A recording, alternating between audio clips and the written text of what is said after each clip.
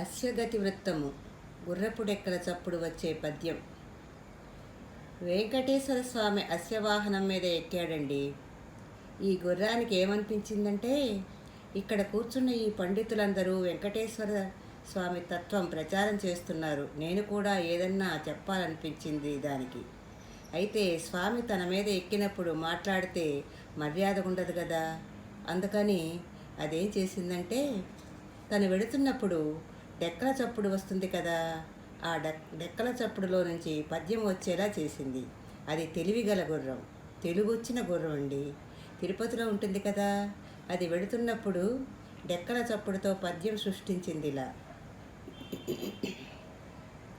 మ్రొక్కుడు మ్రొక్కుడు మ్రొక్కుడు మ్రొక్కుడు మ్రొక్కుడు తిరుమల మూరితికిన్ మ్రొక్కగ మిమ్ముల బ్రోవగ నెక్కుతూ చూపున గ్రక్కున రంబన్న పొమ్మనన్ మ్రొక్కుడు మ్రొక్కుడు మ్రొక్కుడు మ్రొక్కుడు మ్రొక్కుడు తిరుమల మూరితికిన్ మ్రొక్కగ మిమ్ముల బ్రోవగ నెక్కుతూ మూపున గ్రక్కున బొమ్మనన్ చిక్కిరి బిక్కిరి చిక్కులు దీర్పగ స్త్రీలను గోర్పగ శీఘ్రముగాన్ ఎక్కడికక్కడ ఎప్పటికప్పుడు ఎవరు పిలిచిన ఏగునుగాన్ చిక్కిరి బిక్కిరి చిక్కులు దీర్పగ స్త్రీలను గోర్పగ శీఘ్రముగాన్ ఎక్కడికక్కడ ఎప్పటికప్పుడు ఎవరు పిలిచిన ఏగునుగాన్ మ్రొక్కుడు మ్రొక్కుడు మ్రొక్కుడు మ్రొక్కుడు మ్రొక్కుడు తిరుమల మూరితికిన్ మ్రొక్కగ మిమ్ముల బ్రోవగ నెక్కుచు మూపున గ్రక్కున బొమ్మనన్.